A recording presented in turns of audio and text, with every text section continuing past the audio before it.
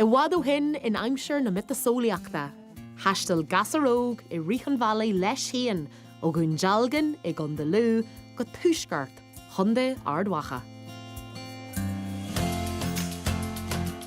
Bhuail sadanta nó cúcholann mar a tugadhar na dhé sin a chlitar le na chaman agus riachan na dhé le grima eilir solar bhuail sé an talú. An bailach ar fad go sío ársa áhan wacha. Áitir ó cónaí ar uncle an rí Cormac Ó agus ridarí caiiliúla na críomh ruúide. Is mise Tessa Fleming. Agus is mise Cormac Ó. Agus be Virginia ag taistil I gos céimena siadanta ó na áit cónaithe inún jalgan, thar Slieve Gullion tríd na Dorsey ag drapú go dtí bar charagad teach agus síos le fána ag cahar ardwacha agus áhan wacha chéan. Pat mór dú. Sér, ar thuúta fin scéal seo. Níor thula. Na tiisteach. Agus muid ag lanstan lorg cúcholann. Be muid ag búlú le go leor daoine áitiúla ar an bhealach. Is thuras fada é, 200 míle de hiúl na gos ar chosáin chrochta chasta. Ach ar a laiad, tá chólúd ar a chéile agin, agus mar dearan seanachil, Giorraíonn Beirt Bóthar.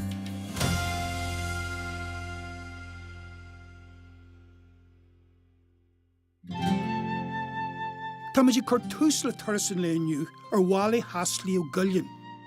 An Sliabh is airde gundí ardwacha. Se géir glóir. Tessa, seo tomatáin de samú. Seo fiúise maid leanaice, tá sé ar fud costa hir na haireann, agus tá sin seo fósta. Fad a glóir go aim Gaelic ar Giorraíonn. Hannig sé seo harfa céad go le bliana in dhéireann, agus cin glachan muid leis gur tom nádar atá. Ní hé. At the class amháin a bhaineann na seo. Tugann me seán as go bheice. Tugann páisí mé bhíle, tugann siad ballerinas ar sin ó sin. Well done, Comar, who? Na bhfuil lóga. Ach, hís an sin, tá cíál omar, agus tá sé inta milliis, tá leacht inta milliis sin. Tá neachtar an leis na féidí a bhhealú isteach, agus má bhrisin tá sin leis na fécla an sin. Idir an chuid glas agus an chuid dearag. Má leanínta sin isteach brisin an gas sinda. Sláinní sin isteach de bhéal agus brisin sin leis na fécla díirech an áitir aithíonn glas go dearag. Conní stéad drid na beolars, conní stéad a bhéal brisé agus sú.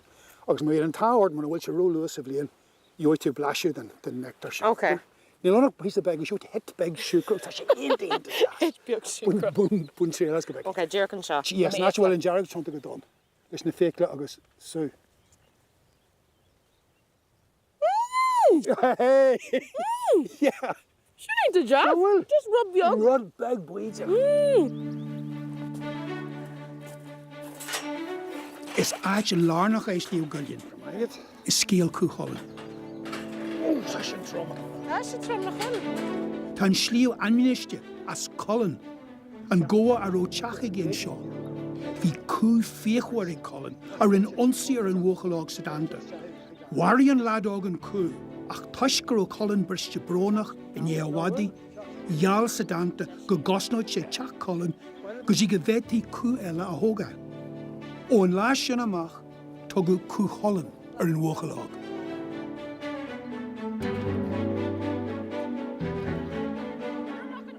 Congrach doing an seo, chrid cúcholann ina íonar sa bhar na bhíal.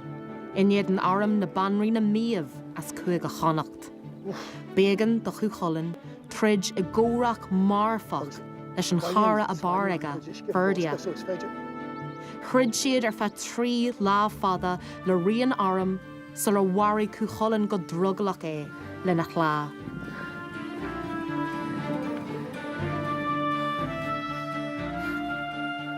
Agus an bar buintseach agin, wow. Fécar seo, Cormac.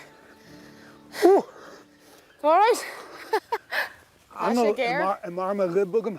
Tá sin gáland. Nach bhfuil. Na bhfuil. Sin lá camlach, yes, bhfuil. Camlach, yeah. Sin. It's like neachach. Sin lá neach an bhfuil here leslína, yeah. Thart agus na sperrini. Oh, cheers in the spirit, yeah. Nach bhfuil se galanta an glas ar fada eáil. Excellent na glasna. Yeah. Se dréachtal. Dréachtú go ddíireach.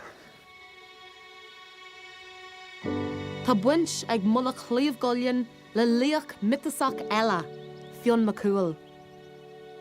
Is ag an luch seo a casú caileach mhéara in. Jimmer sí clas a thugur snáb san is go dríochta agus dumpaí ina cheannar é. Tugtar luch caileach mhéara an luch go fól sa lá tá nniuchan.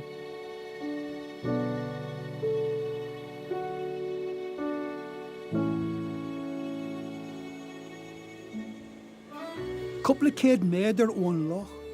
Tagann muid go dtí struchtúr iontach de dheantas san duine. Tugtar teach chaileach mhéara an cairn cloiche néaliteach seo. A cé go bhfuil mitas iontacha ag buint leis an áid. Tá an ír star híon lán go héantach leis na finscéalta. Tógó in áid seo a stóthar ar fa ceithre mhíle bliain ribh am cní, so ar fa 6 mhíle bliana hin beidir. Hannig daoine níos an seo. Las an bhéad amach leachstead cuí achanna le chlochan seo ampur. Thóg siad an cinnal cúsas tá stéann sin déantaras. Tá sé gar amach ó dheas, cinnal siar ó dheas. Agus i lár dheimhrí ag an Greenstad ar an dara lá fiad de bhín an olag.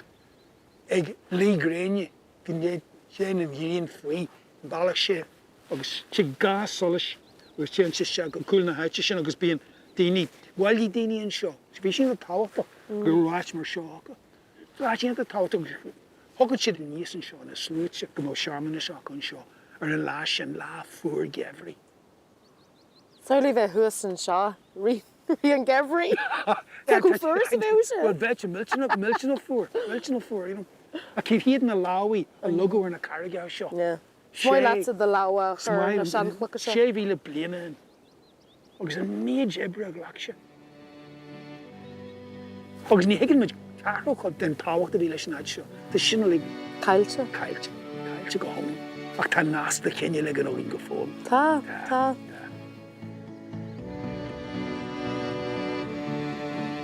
Genimid ar malach síos le fána, gnéiríonn an talamh níos buige, níos gluise agus níos torthúla.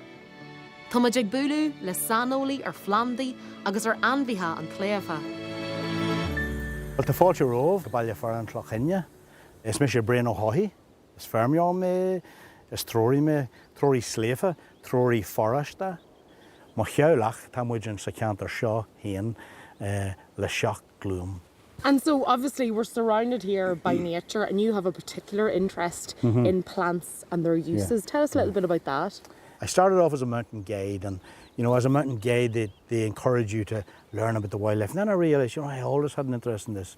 I think I was actually still in the pram and I remember my grandfather taking me down, the men were cutting the hay and I remember him picking a strawberry off a ditch and I can still taste that strawberry. The smell and flavour is very strong senses and they go right back, you know. They have the ability to take you back. When Cuillinn was a boy, Cuillinn had a name for every one of these plants. Cuillinn knew what was medicinal, what wasn't, what was edible, what wasn't. And when he fought Ferdia, he went at night to his friend and he healed him. He used plants. And we also read that medicine men were there, healers were there in the camp healing Cuillinn at night. The cuts, the slashes. They knew what plant to put on it to stop the bleeding. There's so many plants and so much wildlife around here. I'd love to know more. Would you mind taking us for a walk and showing us some? Yeah, not a problem. How long have you got? Because I could keep you for a week.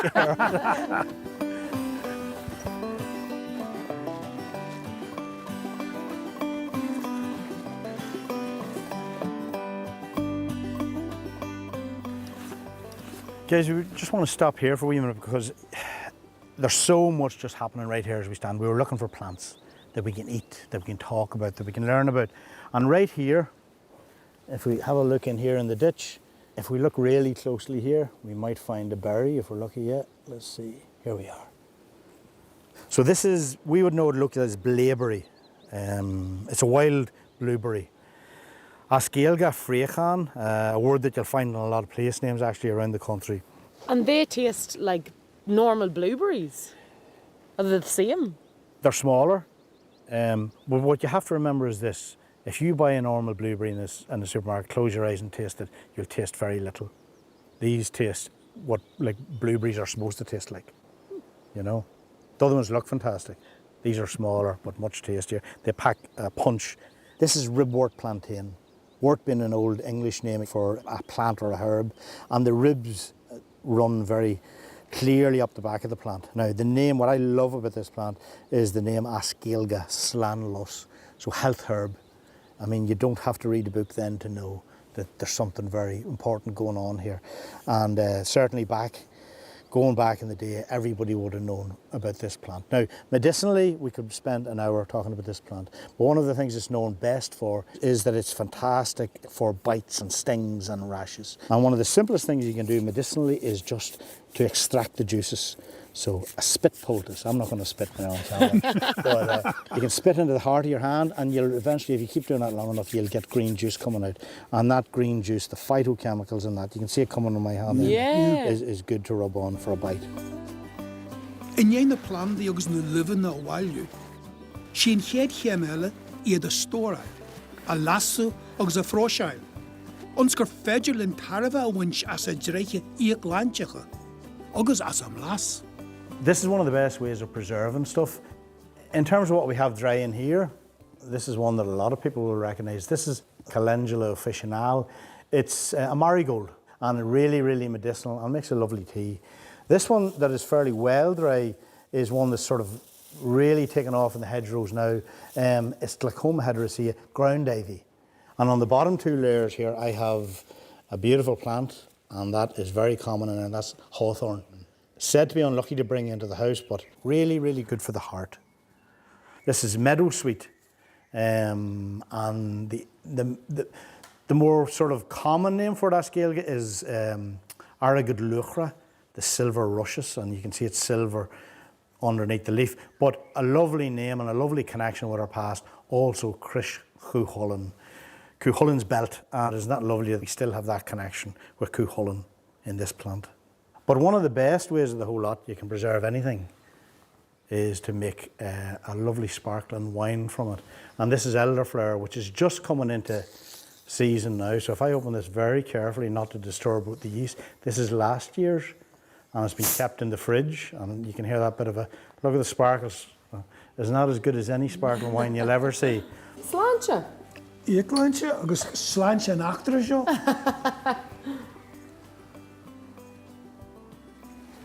Níl sin hÁdhmaill is a híl me go mé sin. Níl sé milliis.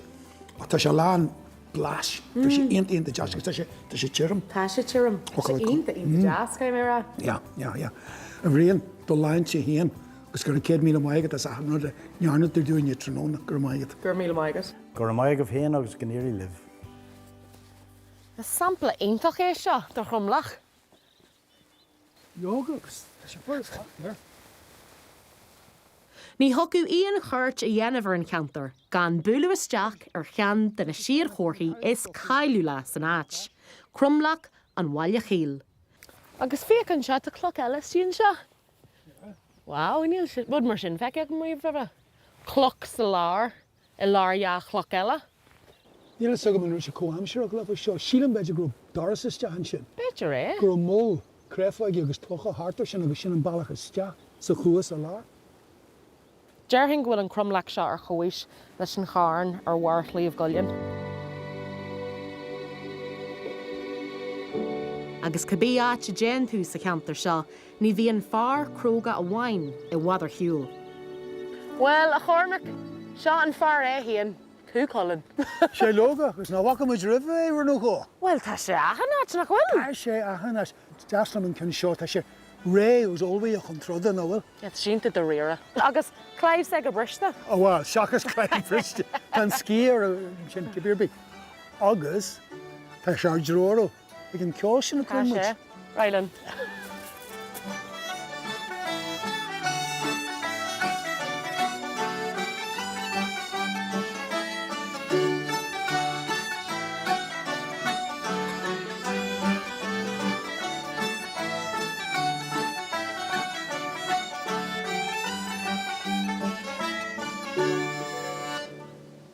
Bhí sé sin ar ós ar fad. Cé sé féin? Is Virginia Traditional Arts Partnership tap agus támuid lig ag teagasc gach Giorraíonn Mhullach Bán anseo. Is mise éman ó Sulháin, Sean Jennifer, Brady ní Húlaháin agus Moami Elaine ní Húlaháin. Elaine, you obviously started this off.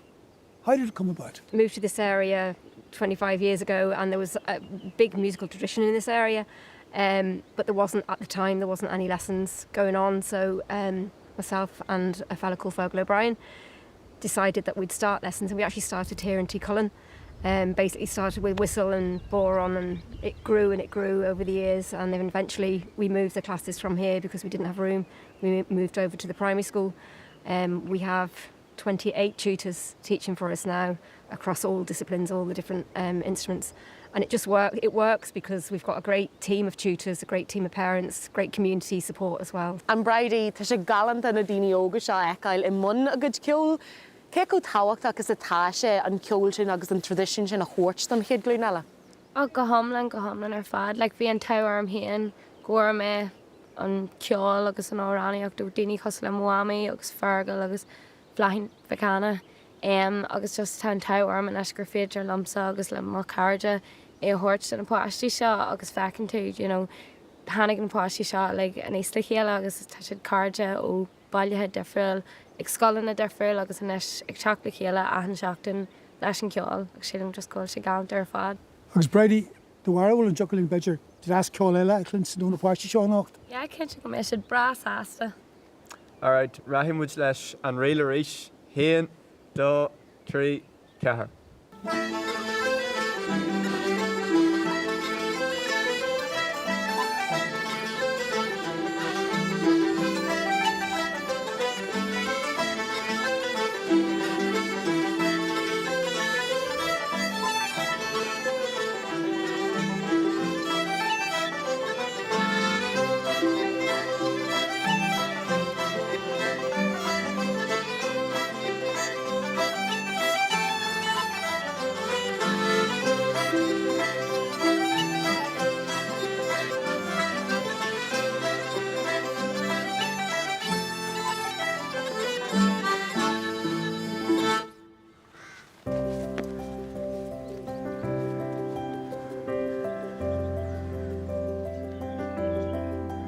Ó hí Colin, Janan muid ar Mhullach trí chráidhile an Mullaghbawn, I gol hart le bella han arigid.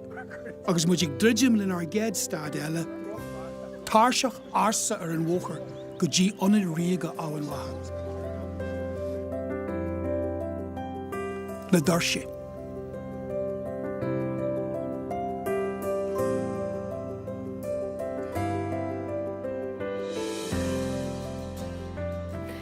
Even lum na coolboy for seach but she'd omlán galanta. Begin siwa. Ní bhíonn mór an daoine ortha. Agus bhualas go rud amháin chuirn sé seo go mór leis an mhuar seo. Seo slí ní luachra. A thuí ó tara suas go cósta thuí na intrama. Sa seanam. Tá 3,000 bliana hen nó mar sin níos mó. Is an isiste Virginia ag siúil an bóthar céarna. Virginia siúil an bóthar céarna agus íar. Bhualas agad níor thuile me se omra faoi na Dorsey nar bhí me óg. Ach tá really dúil go mór le cloisteáil faú céimara. Tá lína cran seo ag clúdach chuid do bhfuil fágtha den na Dorsey. Bála nó rampar cosanta a bhí ann. Inar ó gaftí le tastalíthe ligin fríd. Bhí na Dorsey mar chud de handstructure de chud na híraníise ar a dogtar clín na muice duine. Agus a hín ó híomh amháin de chuige ála go dtí an taobh eile. Tá muid ag buúlainn seo le fear áitiúil Pádraig Ó Tierney le tuiliú a eileamach. Na Dorsey, luirlumm faoin star a bhaineann leis an áit mar se ríthabhachtach. Ríthabhachtach ar fad agus thar a bheith lárnach in sa scéal sin ar fad darnáid ag teach dó croch na teamhreaach, tháinig tú fríd bailach an mhaire, tháinig tú an sin fríd an príomh mhuar seo. Bhí na rampar mar bailach cosanta sean réacht cúga olú a ró Owen Waka mar fríomhála darnáid lean an bóthar sin a ré go dún sibhric ach fríd an seo bhí na Dorsey mar bhealach isteach nó amach ó cúgáú agus bomí mór duine a tháinig fríd an bóthar seo dúirtar gur tháinig brean barú cuirpsaige a rás fríd an bóthar seo gur haisteal rí líam She's an Bóthar seo, she's ó Cormac Ó agus bhealach go cat na Báine, agus nói gur win mór O'Neill, úsid as na bálaí seo, mar cid de cogu na níam léana. Mar sin le linn na cinnta sin fad, ba amí úsid agus duine a hanig an trú seo, nó hacraíonn sa trú seo, agus dúirtar gur cútholainn in sa cantar seo, beidir gur chuir sé faoi in sa cantar seo a cinse nar a bhí clí na mucha duibh, mar a tugu ar na bálaí nar a bhí sin an úsid an cúig olú agus abhainn wacha a chosint gur sin go mór fitte fute le scéal cútholainn an haon. Ach butcher na heid sin seo. An warin an seannacha seo, bhfuil socha go echtí mar sin an siúlann seo. Well, nuair tá tú Johnny pí a taide faoi seo an classes múna go lorgan tú termú ó duine níos ilse na tú. Agus bhí an táharm na Bóthar seo chiúil le déanaí leis an starí áitiúil na bháilte agus bhí úna rá ghfuil an seanna sin beo betheach go fáil, ghfuil daoine a chur simas na scéaltaí sin ag géirí an star sin a háilte amach, ghfuil turcmíon tuiris seandálaíocht an. Darná ar na rampar seo an haon is omí staidir seandálaíocht ar rinneú an seo ins na 7-8 an gabhaile sa dó. An Sean Journach a rinneú ag anid seandálaíocht a Ollscoil na banraí na fásta. Tá mé géirí an áit seo nó fiú na Dorsey a hailú siar san am sin agus cían cuma a bheith orthú. Luirlam faoi sin mar tá sé deacar a hiiscint mar scar mar tá sé deacar a eáil mar a bhí sé. Darná níl na rudí ecan tú in sa látáinúón mar a bhí in san am sin. War na rampar beidir 4 kilometer ar fad. Níú siad leanúnach mar sin bhí Barnaíonn, bhí na Dorseyón, bhí tabla Golfríd, bhí an Bóthar, bailach mar na féar Golfríd, ag coppla pointe. Uanta bhí clí amháinan, uanta bhí ga clíon a grí le chéile, agus céide acu chomhthart le sin ó seach madar ar ardja. So fecinn tú an úsid a bhí ó lá mar rud cosanta le rudí a cinneal isteach nó amach, agus darnáid le buint na móna, leis an airmíoracht, bhí an talú seo bhád ní bailiacha an tam sin. Bhí bogachán ar fud na háite, tá sé bhád níos teirime anis agus tá féirmeach go mór réimse. Tá go leir an a rampar, níl siad an níos mó, nó níl siad le feicáil níos mó, ach marin an lárig agus an áireacht ag gopla áte ar lei, agus tá siad thar a bheith jazz agus tábhachtach an cantar. Sin éintach. Gur maigah. Go míle maigad hí. Fáilte roh teachtar ás amar bhí. Chucky.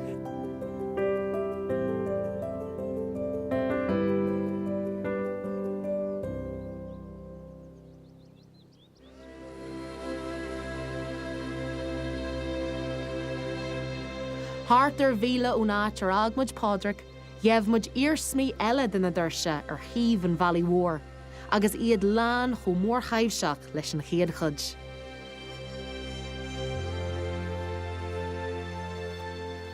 Wow, fécar seo, tá sé go híntaach na chfuil. Na bhfuil loga. Tá sin níos móna íontach. Tá sin na dheach chuid, hí bháin agus an tíhile. Sa duine a chreidmhail rud a tógu níos móna a bhíle bliana ó hin, agus go mharann sé go fóil, agus ar bhealach tá sé jazz go bhfuil sé omláin fian inis. Agus dúi ar bhealach eile is trú go bhfuil sé tréige agus bhfuil cinelín dearma genta ging ar na háitna seo. Ja, agus ní ceart ag glicí an dearma dé. Conne ma dine ar sin ag cebéirbe.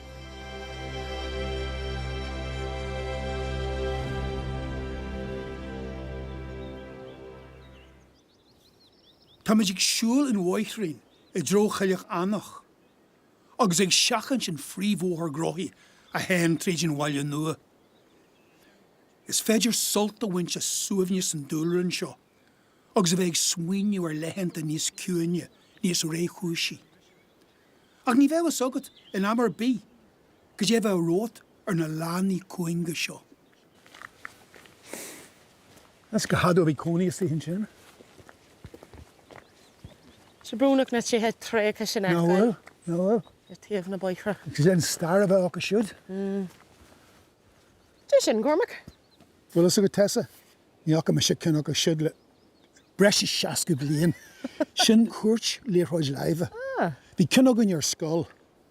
Agus ní acha me cinach hen. Go é? Yeah, but often you le sugar ar na cuairt sin ar an skull. Bhfuil le cléthe. Well, is a good. Níl na réile arolalas agam. Tá cahawarm. Boilem sin na yana. Just a wahile is na shanamani. Well, Rylan. Shit. Oh, here bones in his far a wrist. Say shins along the court. Leaf. Shit, leaf, John. Come on. When we see us. Oh. Mr. Galvin, didn't I read it for Seanish? When you can in here Nardwacha? Shins when you way. Right. When I in here Nardwacha. Kea Winhas. Ni huckle the kinche. Listen ní sin na mission now. So, does No. it go knock me and boo agad? Tá go mar ibrin se seo. Cuirí me sé an léhras bula me sé in jeden an bhála sin. Yeah. Nar hiic sin nuas agus nar fraban se cai tosa bhúla in Frab a one? No, yeah, frab. No, cai níl gur praba bháin. Okay. Probably se cai tosa bhúla a rist in jeden an sin fásta. Higle do bhúla ón taobh bhála go dtíon alles go bhúlann sin bála cúil. Okay. Agus conne me golda sin go dtí go jeapan ar gan agan. Okay? Yeah, Mr. Garth. So man mis tusaí me sé. Seála aglach ar ort. And then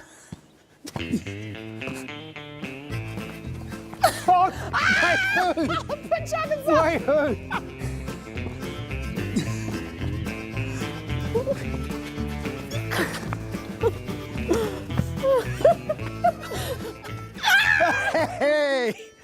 Fun se dus, hè? Jerry will come over so Cormac to make it. No, that's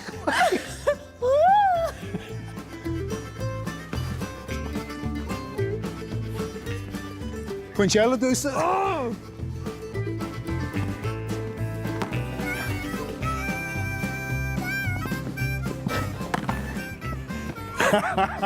No, vi af, Rabon.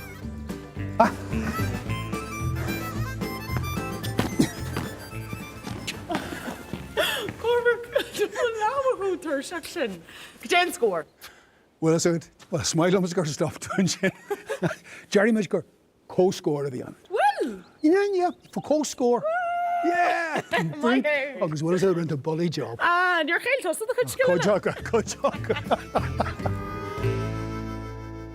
Agus nach jasan dói sin le Jerry chur le hactrí an lé aniu. Mudger co-score agus chóchéim in our garja go fól. Nach bhfuil seo speisialta. Oh, harken work. Thuas war an seo. Wow. Halloween he's fun. Agus bei jahil agus funniu de yi an chéadú eile, agus muid ag toort faoin chud dearnacht an taras. A hóras muid ó chuileach annach a richen valley go hard wacha, agus áhan wacha héin. Ar an bhealach, clunhí muid faoin cheangal atá ag ardhacha le scíal mór de chuid na mit a sólaíochta. So thuair sibh sé an scéal faoi chlán nuair an scéal míceart. Tá sé bhád níos cílbúra gur tháinig siad a bháile agus go bhfuair siad buas san áit sin a ró siad in a gcónaí nuair bhí siad óg. Bilhí muid le roinn siog actual. Gonna see the fairies? You're gonna give the dodos to the fairies? Aber slan. When he muid tríal as an bhacarach. Tá mis sin nervhí seach fao seo. Mis sé sast go leor fans go seo, géim garrach orthasan. Agus buinhí muid ar Jan scríba amach le cuidú ó roinnt pláistí scola áitiúla. Dis na mise? Tá mise ínta gasta? Tá! É sin ar fád agus tiú le hacht an chéadar eile ar Giorraíonn Beirt Bóthar.